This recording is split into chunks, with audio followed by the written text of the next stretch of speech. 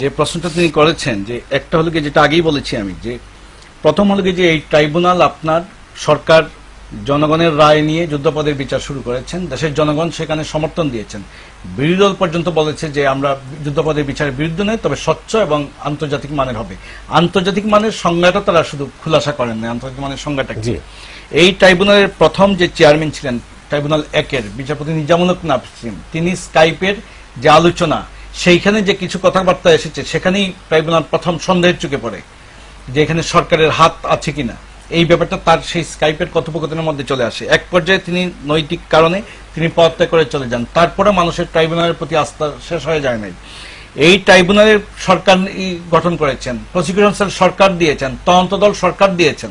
আমি তাদেরকে অভিবাদন জানাই যে এত অল্প সময়ে এত পুরনো মামলা তারা এনে যেভাবে তারা হাজির করেছেন। তারপরে দ্বিতীয় রায়টি হওয়ার পরে, কাদের মোল্লার রায়টি হওয়ার পরে এই ব্লগাররা তখন সন্দেহ করলো যে সরকারের সঙ্গে আঘাত হয়ে গেছে, এরকম খবর রয়েছে।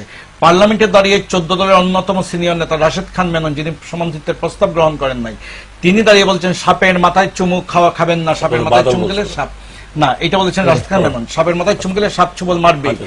আর বাদল ভাই বলেছিলেন যে আমি আমার মায়ের সতীত্ব নিয়ে কম্প্রোমাইজ করতে পারি না। কি আবেগঘন বক্তব্য!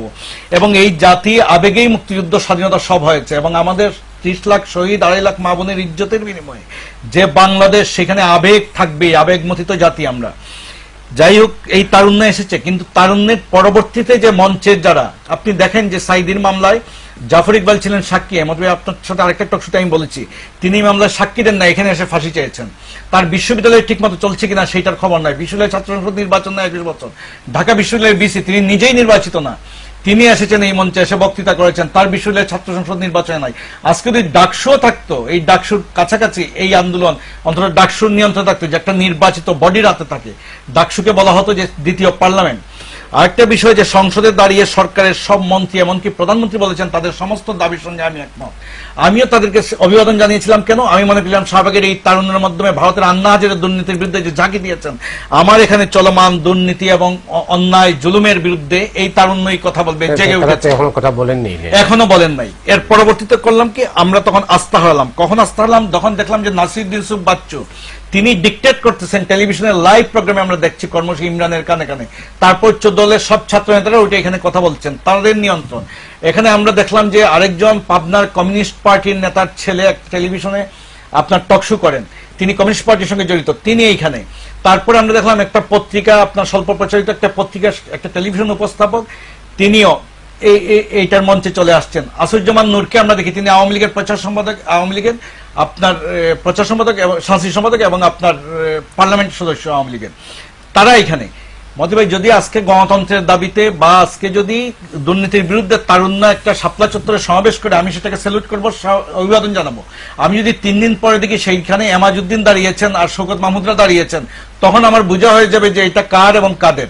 এবং সকল মন্ত্রীরা এসে তারা তারা শপথ নিয়েছেন মন্ত্রী হিসাবে 4 বছর আগে, হয়তো তারা ভুলে গেছেন, কিন্তু আমরা তো ভুলি নাই।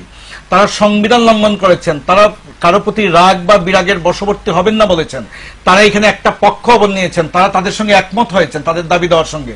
আপনি বলেন যে প্রধানমন্ত্রী সহ মন্ত্রীরা কিভাবে যে এই যে রাস্তায় দাঁড়িয়ে ইমরান যেটা বলছেন, ইমরান সরকার, আমি শেষ করে নিচ্ছি, আমি আজকেও লিখেছি যে 71-এ বঙ্গবন্ধু ছিলেন 70-এর ম্যান্ডেট নেওয়া জাতির একক অবিসংবাদিত নেতা, সেটা ছিল পাকিস্তানের বিরুদ্ধে যুদ্ধ।